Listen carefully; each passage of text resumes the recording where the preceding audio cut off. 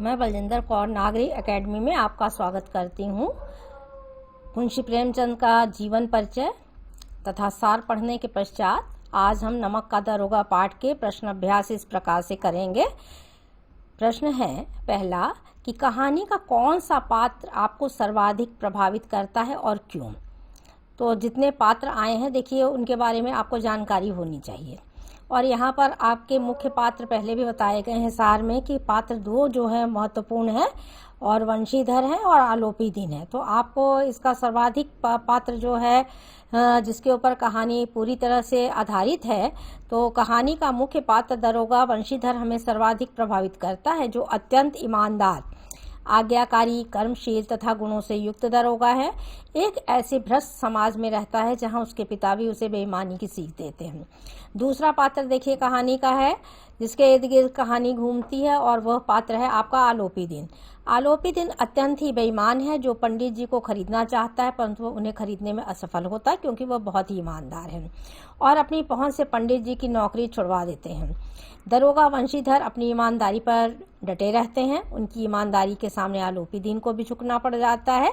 किसी भी तरह वंशीधर समाज के सामने अपमानित होने के डर के सामने कहीं पर भी कमजोर नहीं पड़ते हैं तथा एक मिसाल समाज के सामने पेश करते हैं। और दूसरा प्रश्न है देखिए, नमक का दरोगा कहानी में पंडित आलोपीदीन के व्यक्तित्व के कौन से दो पहलू उभर कर आते हैं। हर व्यक्ति के अंदर देखिए अच्छाइयाँ और बुराइयाँ दोनों होती हैं, इसलिए हर व्यक्ति के को जब हम परखते हैं तो उसके दोनों पहलुओं पर भी हमें विचार कर लेना चाहिए। यहाँ आलोपीदीन के बारे में जब बात करते हैं आप, तो पंडित आलोपीदीन उस इलाके के अत्यंत ही प्रतिष्ठित सम्मानित जमींदार हैं, पैसे वाले हैं। कहानी में उनके व्यक्तित्व के दो पहलू उभर कर सामने आते हैं। पंडित आलोपीदीन को अपने धन का अत्यंत ही घमंड था, इसीलिए उन्होंने दरोगा वंशीधर को रिश्वत देने की भी कोशिश की। आप देखते हैं आलोपीदीन को गिरफ्तार भी कर लिया जाता है क्योंकि नमक की वह तस्करी करने वाले हैं। उसके अदालत में लाया जाता है। वहां पर भी वे क्या करते हैं, वकीलों और गवाहों को खरीद फरोख्त करने लगे तथा अपने आप को सभी आरोपों से उन्होंने, क्योंकि पैसे वाले हैं, रसूख वाले हैं, इसलिए उन्हें बरी कर लिया है। उनके भ्रष्ट, बेईमान और चालाक किस्म के व्यक्ति होने का सबूत, प्रमाण बिल्कुल स्पष्ट दिखाई देता है, प्रस्तुत करता है। परंतु उनके व्यक्तित्व का एक और पहलू भी सामने उजागर होता है जो अत्यंत ही प्रशंसा करने के योग्य है। तो इसका आगे का भाग इस प्रकार से है कि बुराई के साथ साथ देखिए उनके अंदर कुछ भाव ऐसे भी हैं जिनकी हमें प्रशंसा करनी चाहिए। केवल बुराइयां ही नहीं, एक अच्छाई भी सामने आ रही है। पंडित आलोपीदीन को अपने इस कार्य पर अत्यंत ही पछतावा होता है क्योंकि वे जानते हैं कि आज के समय में दरोगा वंशीधर जैसा कैसा ईमानदार, कर्तव्यनिष्ठ व्यक्ति मिलना अत्यंत ही मुश्किल है। ऐसे व्यक्तियों को आज हमारा समाज उनकी कद्र नहीं करता है। इसलिए जो है आप देखेंगे कि ऐसे लोगों को कठिनाइयां भी उनके जीवन में आती है। इसीलिए इस परख में वंशीधर का चरित्र एक हीरे की तरह चमकता हुआ दिखाई देता है, जिसके कारण आलोपीदीन ने उन्हें अपनी सारी जायदाद का क्या कर दिया था, मैनेजर नियुक्त कर दिया।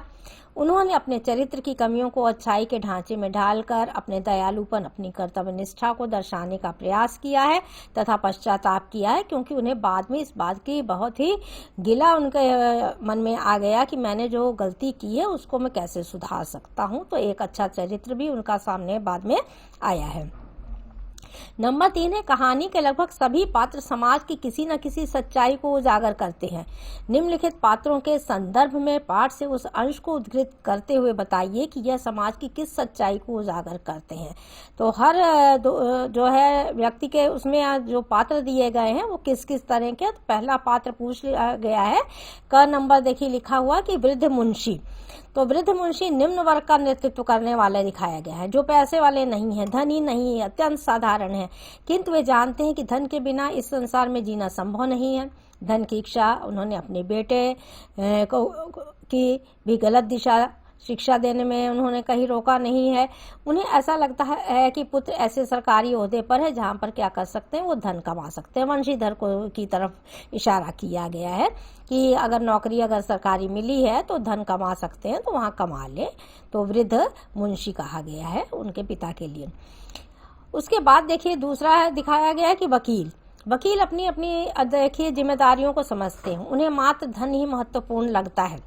वे धन के लिए केस लेते हैं, अपराधी को बचाने के लिए आप देखते हैं हथकंडे अपनाते हैं। तो वहां पर किस तरह से अपराधी को किया जाता है, बचाव के लिए भी लड़ते हैं। और शहर की भीड़ क्या करती है, तो उसका क्या रोल है। शहर की भीड़ अपनी नैतिक जिम्मेदारियों से बेखबर होती है, उसे केवल आनंद की आवश्यकता होती है तथा वह किसी के जीवन पर टीका टिप्पणी तो करते हैं, परंतु कहीं पर भी वह बहुत जिम्मेदारी के साथ कार्य नहीं करते। आप भी देखते हैं अपने इर्द गिर्द कि किस तरह की टीका टिप्पणियां चलती रहती हैं, राजनीति होती रहती है, क्रियाकलापों में लगे रहते हैं, अपना बस नहीं चलता उनका, लेकिन मुद्दे अवश्य उठते रहते हैं और वो इसी तरह से बुलबुले की तरह उठते हैं और नष्ट भी हो जाते हैं और अपना उनका कोई कर्तव्य कोई खास बनता नहीं है। नंबर 4 देखिए, प्रश्न काफी बड़ा है कि निम्नलिखित जो है पंक्तियों को ध्यान में से पढ़िए। नौकरी में ओहदे की ओर ध्यान मत देना, यह तो पीर का मजार है। निगाह चढ़ावे और चादर पर रखनी चाहिए, ऐसा काम ढूंढना जहां कुछ ऊपरी आय हो। मासिक वेतन तो पूर्णमासी का चांद है जो एक दिन दिखाई देता है और घटते घटते लुप्त हो जाता है। ऊपरी आय बहता हुआ स्रोत है जिससे सदैव प्यास बुझती है। वेतन मनुष्य देता है, इसी से उसमें वृद्धि नहीं होती। ऊपरी आमदनी ईश्वर देता है, इसी से उसकी बरकत होती है। तुम स्वयं विद्वान हो, तुम्हें क्या समझाऊं। इतने बड़े प्रश्न को पहले आपको इतना जो है समझ में आ जाना चाहिए कि पाठ का जो मेन थीम है वो क्या है और क्यों इस पाठ को बहुत इम्पोर्टेंट लेसन है प्रेमचंद जी का, और ये उक्ति भी बहुत इम्पोर्टेंट है बहुत सारी। तो यह उक्ति है किसकी, यह उक्ति वंशीधर के पिता की है, मुंशी जी की है। तो ये बात उन्होंने अपने बेटे के सामने कही है कि वो किस तरीके से पीर की मज़ार, निगाह चढ़ावे पर और चादर पर, देखिए भाषा पर भी विशेष ध्यान दीजिए, उर्दू मिश्रित भाषा के प्रयोग हैं और उस पर जो है यह कहा गया है। खप देखिए, मासिक वेतन को पूर्णमासी का चांद क्यों कहा गया, उसी में से ये प्रश्न है जो इतना बड़ा प्रश्न दे दिया गया है।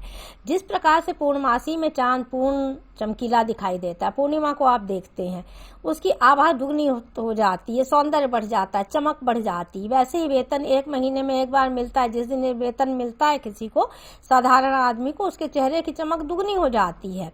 आप देखते हैं वो खुश भी रहता। उस दिन वेतन भोगी के चेहरे पर जो खुशी दिखाई देती वो बाद में धीमे धीमे कम होने लगती है, क्योंकि जेब ढीली होने लगती है, उसके पास पैसा नहीं बचने लगता है, तो इसलिए इसे भी कहा गया है। तो इसको आपको सरल भाषा में इस तरीके से समझ लेना चाहिए। ग नंबर है, क्या आप भी पिता के इस वक्तव्य से सहमत हैं। तो सबकी अपनी अपनी राय है, देखिए समझ रहे हैं, लेकिन क्या इस तरह का वक्तव्य कोई पिता अपने पुत्र के सामने कहे और भ्रष्टाचार करने के लिए प्रेरित करे तो क्या होना चाहिए। आपको जो है स्वयं इस बात को समझना पड़ेगा। हम यदि एक पिता होते अपने पुत्र को इस प्रकार भ्रष्टाचार से संबंधित कोई बात नहीं कहनी चाहिए। हम सब जानते हुए भी अपने पुत्र को गलत कार्य के लिए प्रेरित नहीं करते। पिता होने के नाते मेरा कर्तव्य बनता है कि पुत्र को सही मार्गदर्शन दे तथा गलत दिशा में जाने से रोके। मैं इस पाठ में पिता का जो चरित्र दिखाया गया है उसे सहमत नहीं हूँ। पुत्र के लिए पिता सदैव आदर्श प्रस्तुत करने वाला, कर्तव्यनिष्ठ होना चाहिए। अगर पिता उसको गलत रास्ते पर बचपन से या नौकरी में किसी ओहदे पर होने पर ले जाएंगे तो निश्चित रूप से क्या होगा कि कहीं ना कहीं पुत्र के व्यक्तित्व पर भी गलत प्रभाव पड़ेगा। 6 नंबर प्रश्न है, कहानी के अंत में आलोपी दिन के वंशीधर को मैनेजर नियुक्त करने के पीछे क्या कारण हो सकते हैं, अर्थ सहित उत्तर दीजिए। आप इस कहानी का अंत किस प्रकार करते हैं। तो कहानी का अंत आपने देखा है किस प्रकार से हुआ है। सार में भी कहानी के अंत में आलोपी दिन के वंशीधर को मैनेजर नियुक्त करने के कुछ कारण रहे होंगे निश्चित रूप से। क नंबर है, आलोपी दिन ने धन का लालच देकर कई लोगों को अपनी उंगलियों पर इशारों पर नचाया था।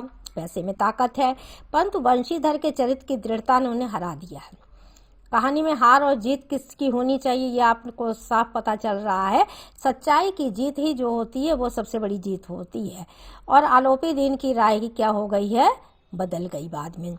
ख नंबर है, आलोपी दिन अभी तक भ्रष्ट तथा गलत लोगों की संगति में रहते रहे। अच्छे लोग ही नहीं मिले उनको साथ में, ईमानदार व्यक्ति नहीं मिला। 40,000 देने पर भी जो दृढ़ता से अड़े रहे और उसने अपनी ईमानदारी नहीं छोड़ी, तो आलोपी दिन के लिए हैरानी की बात थी। उससे प्रभावित भी हैं वे। इसलिए जो है आप देख रहे हैं कि किस प्रकार से आलोपी दिन के ऊपर जो है मैनेजर जो है वंशीधर का भी प्रभाव पड़ा है और उन्होंने कैसे उसको अपना मैनेजर नियुक्त कर लिया सच्चाई ईमानदारी को देखते हुए। ग नंबर देखिए, आलोपी दिन जानता था कि धन के लालच से सारे कार्य हो जाते हैं, क्योंकि उसका अभ्यस्त हो चुका है। अतः वह व्यवसाय के लिए ऐसे व्यक्ति की तलाश में था जो धंधे को धोखा न दे उन्हें वंशीधर के रूप में ऐसा व्यक्ति मिल गया जिसमें हीरे की चमक थी। आलोपी दीन ने इसीलिए अपने संपूर्ण संपत्ति का उसे संरक्षक मैनेजर बना दिया, नियुक्त कर दिया। कहानी का अंत देखिए मुंशी प्रेमचंद के माध्यम से जो हुआ है वह समाज के सामने एक मिसाल रखने वाला है, लोगों को आगाह करना है। यह अच्छे चरित्र, ईमानदारी, सत्यनिष्ठा, कर्तव्यपरायणता का पाठ पढ़ाने वाला है तथा गलत चरित्र को बखूबी समाज के सामने क्या है उजागर करने वाला है, प्रस्तुत करने वाला है। अच्छाई की जीत और बुराई की हार को दिखाया है, लेखक ने दर्शाने का प्रयास किया है तथा भ्रष्टाचार को दूर करने का प्रयास किया है कि भ्रष्ट लोगों को भी समझ आना चाहिए कि वो कभी न कभी पुलिस के हथकंडे चढ़ सकते हैं, उनको भी सजा मिल सकती है और लोग भी इससे बचने का प्रयास करें। पाठ के आसपास भी देखिए कुछ प्रश्न हैं जो अक्सर बोर्ड के एग्जाम में पूछ लिए जाते हैं। केवल जो मुख्य प्रश्न है वही नहीं, तो दरोगा वंशीधर गैर कानूनी कार्यों की वजह से पंडित आलोपी दिन को गिरफ्तार करता है, लेकिन कहानी के अंत में इसी पंडित आलोपी दिन की सहृदयता पर मुग्ध होकर उसके यहाँ मैनेजर की नौकरी को तैयार हो जाता है। आपके विचार से वंशीधर का ऐसा करना उचित था? उसकी जगह होते तो क्या करते? तो आप भी इस पर विचार कर सकते हैं कि क्या ये बात सही है, गलत है, करना चाहिए, नहीं करना चाहिए। कई बार इस तरह के आप देखेंगे कि जीवन में कहीं ना कहीं व्यक्ति दो राह पर खड़ा होता है कि उसको ऐसा क्या करे, वो सच किधर जाए वो। तो यहाँ पर भी इसी तरह की वो वाला ही प्रश्न है, पूछ लिया गया है कि आपके विचार से क्या उचित है, क्या नहीं है। वंशीधर की पंडित आलोपी दिन के दयालुपन पर मुग्ध होकर बड़े ओहदे यानी कि मैनेजर की नौकरी के लिए तैयार होना उचित नहीं है, क्योंकि आप देख रहे हैं कि एक गलत व्यक्ति का भी यहाँ पर साथ दिया जा रहा है, इसलिए उचित नहीं है। लेकिन सहृदयता है उसके मन में, हाँ, क्योंकि वंशीधर आप देख रहे हैं कि एक ईमानदार दरोगा था, उसके अंदर काबिलियत थी। उन्हें आलोपी दिन का यह प्रस्ताव स्वीकार नहीं करना चाहिए था। पंडित आलोपी दिन के काले धन के बारे में वे जानते थे। उनका मैनेजर बनकर कार्य करना उनके स्वाभिमान को ठेस पहुंचाता है, लेकिन फिर भी आप देख रहे हैं कि उन्होंने ये स्वीकार कर लिया उनके नौकरी करना जो उनके चरित्र उससे, उनके स्वभाव से क्या है, मेल नहीं खा रहा है। तो ऐसे भी व्यक्ति होते हैं जब पता हो तो उनके पास न जाए, न अगर इस तरह की नौकरियां स्वीकार करें, लेकिन कोई मजबूरी रही होगी, घर का उनके ऊपर भी बड़ा बोझ रहा होगा, इसलिए उन्होंने कहीं कुछ सोच समझ करके शायद इसको स्वीकार कर लिया था। नंबर 2 है, नमक विभाग के दारोगा पद के लिए बड़ों का जी लल जाता था। समाज में ऐसा कौन सा पद होगा जिसे पाने के लिए लोग लालायित रहते होंगे और क्यों? तो इस तरह के बहुत सारे पद हैं आप देख रहे हैं सरकारी विभाग में, जिन्हें पाने के लिए लोग लालायित रहते थे, जैसे आयकर विभाग, बिक्री कर, आयात निर्यात, सरकारी डॉक्टर, प्रोफेसर आदि के पद हैं जहां अच्छी आमदनी होती है। कभी कभी उन्हें ऊपरी आमदनी भी प्राप्त हो जाती है, इसलिए सरकारी नौकरी में जाना लोगों को अच्छा लगता है। होड़ लगी रहती है कि कब ये सरकारी नौकरी मिलेगी, कहाँ वहां तक हम पहुंच पाएंगे। और भी कई पदों के नाम आप गिना सकते हैं जो होते हैं जहाँ पर इस तरह की घटनाएं घटित हो जाती हैं, तो आप आंसर दे सकते हैं। नंबर देखिए आप जो है तीसरा प्रश्न है, अपने अनुभव के आधार पर बताइए कि जब आपके तर्कों ने आपके भ्रम को पुष्ट किया है। कई बार आपके तर्क जो होते हैं कहाँ पर उसका आधार सही है अथवा नहीं है, इसके लिए छात्र स्वयं भी लिख सकते हैं कि तर्क सही होते हैं, नहीं होते हैं, किस तरह भ्रष्टाचार हो रहे हैं, क्या समाज के लिए कौन सारी चीज़ें सही हैं या गलत है।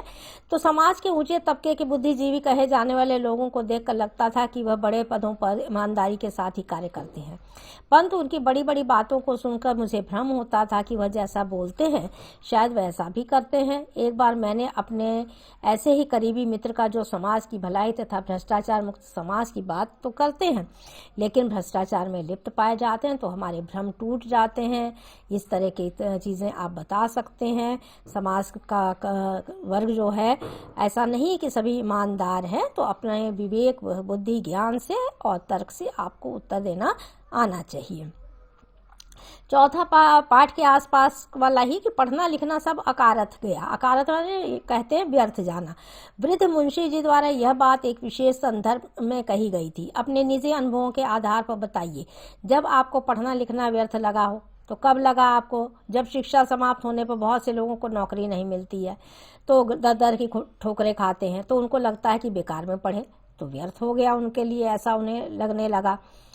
फिर इसके पश्चात जो है आप देखेंगे, जब आपको पढ़ना लिखना सार्थक लगा हो, दोनों ही चीज़ें हैं। मैंने अपनी शिक्षा का उपयोग स्वयं पढ़ने लिखने के साथ साथ गरीब बच्चों को पढ़ाकर उन्हें साक्षर करने के लिए किया है, किसी की मदद करने के लिए किया है, या कहीं आप बैंकों में काम करने के लिए जाते हैं, किसी कागज़ पर सिग्नेचर करते हैं तो आप पढ़ते लिखते हैं तो सार्थक लगता है कि हाँ हम कुछ पढ़े लिखे हैं, कहीं पर काम गलत नहीं हो रहा, तो इसलिए सार्थक होता है। तो आपको बहुत सारी चीज़ें ऐसे भी लिखी हुई हैं, बहुत सी समझाई भी जा रही हैं।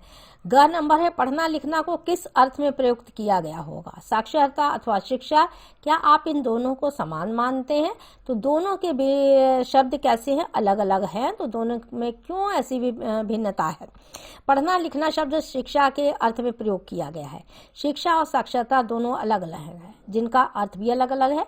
साक्षरता का अर्थ है साक्षर होना। जो लोग पढ़े लिखे नहीं होते नाम इत्यादि लिखने लगते हैं, आप प्रौढ़ शिक्षा इत्यादि में भी देखते हैं, इसीलिए आपको स्पष्ट कर दे रही हूँ कि तब आप कहते हैं कि वह साक्षर हो गया, उसने अपना हस्ताक्षर करना सीख लिया, उसने कोई काम बैंक में जाकर के नाम लिखना आ गया उसको, किसी ने उसको बता दिया, तो साक्षर है। पढ़ने लिखने की क्षमता का आ जाना है, जबकि शिक्षा व्यक्ति को पढ़ा लिखा कर योग्य नागरिक बनाती है। व्यक्ति गहराई तक उस विषय को समझता है, उसमें सामर्थ्य आती है और योग्यता भी हासिल करता है और ऊंचे पदों पर भी चले जाते हैं और सर्टिफिकेट इत्यादि भी होते हैं। तब आप जो है ये शिक्षा है जो आपके जीवन में काम आती है। नंबर 5 प्रश्न, लड़कियां हैं घास फूस की तरफ बढ़ती चली जाती हैं, बहुत व्यंग किए गए हैं। और समाज में स्त्रियों की, लड़कियों की जो स्थिति है, इस पर भी देखिए कहीं पर भी प्रेमचंद पीछे नहीं हटे हैं। तो इस वाक्य में समाज के लोगों की संकीर्ण विचारधारा, सोच का पता चलता है। हमारा समाज लड़कियों को बोझ समझता है, उन्हें पढ़ाने के स्थान पर घर के कार्यों में लगा दिया जाता है। समाज में लड़कियों का जन्म होना अभिशाप माना जाता था, उनके बड़े होते ही उन्हें विवाह की भी चिंता लोगों को सताने लगती है।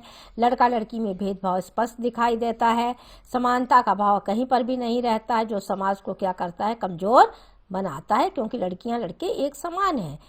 तो इसलिए नंबर 6 है, इसलिए नहीं कि आलोपी दीन ने क्यों यह कर्म किया, बल्कि इसलिए कि वह कानून के पंजे में कैसे आए। चतुर चालाक है ऐसा मनुष्य जिसके पास असाध्य साधन करने वाला धन और अनन्य वाचालता हो, क्यों कानून के पंजे में है। वाचालता कहते हैं बोलने में निपुण, सक्षम। मनुष्य उनसे सहानुभूति प्रकट करता था। अपने आसपास आलोपी दीन जैसे व्यक्तियों को देखकर आपकी क्या प्रतिक्रिया होगी? टिप्पणी को ध्यान में रखते हुए लिखें। तो आलोपी दीन का व्यक्ति तो आपको पूरा समझ में आता है कैसा है। आलोपी दीन जैसे व्यक्तियों को देखकर मुझे ऐसा लगता है कि हमारे समाज में भ्रष्टाचार फैलाने वालों की कोई कमी नहीं है। ऐसे लोग ही कानून और न्याय व्यवस्था को आसानी से अपने पक्ष में कर लेते हैं तथा खिलवाड़ करते हैं। यह भी लगता है कि वंशीधर जैसे ईमानदार लोगों की कमी क्यों है, जो ऐसे भ्रष्टाचारियों को सबक सिखा सकते हैं। यदि समाज के व्यक्ति किसी को रिश्वत ना दें और कड़े कदम उठाएं तो यह भ्रष्टाचार क्या हो सकता है, रुक सकता है। कभी कभी हम देखते हैं कि अपना कार्य करने के लिए व्यक्ति कितना भी स्वयं ईमानदार हो, फिर भी वह रिश्वत देने के लिए तैयार हो जाता है, क्योंकि उनके काम फंसे रहते हैं, समय की कमी रहती है, भाग दौड़ अधिक होती है, आप देखते हैं। और प्रतिदिन के उसमें रोजमर्रा के कार्यों में आप भी ऐसा अनुभव करते हैं। हमारे इर्द गिर्द ऐसे बहुत से व्यक्ति होते हैं जो कम आय वाले होते हैं, परंतु अत्यंत ही भ्रष्ट तथा रिश्वतखोर होते हैं, जिनके रहन सहन, फैशन परस्ती, संसाधनों को देखकर स्वयं अंदाजा लगाया सकता है कि इतनी कमाई में यह व्यक्ति इतने संसाधन कैसे जुटा सकता है, एकत्रित कर सकता है। उसका कारण अधिकतर रिश्वत लेना है, अपने जीवन के लिए साधन जुटाना है। यदि व्यक्ति को उचित तनख्वाह मिले, सामाजिक बुराइयां दूर हों, लोग उनको रिश्वत न दें और स्वयं ईमानदारी से काम करें, एक अच्छे व्यक्तित्व का समाज में विकास किया जाए, तो निश्चित रूप से ऐसा हो सकता है कि ये भ्रष्टाचार दूर हो जाए। और आज से 50 साल पहले की ये कहानियां जो लिखी भी गई हैं, आप देखेंगे उनका महत्व आज भी है। प्रेमचंद ने जो कहानियां लिखी वो सामाजिक बुराइयों पर ही लिखी गई हैं। तो इस तरह से आपने जो है नमक का दारोगा पाठ का पूर्ण रूप से अध्ययन किया है। चैनल को सब्सक्राइब करें, वीडियो को लाइक करें, शेयर करें तथा उत्साहवर्धन करते रहें। धन्यवाद।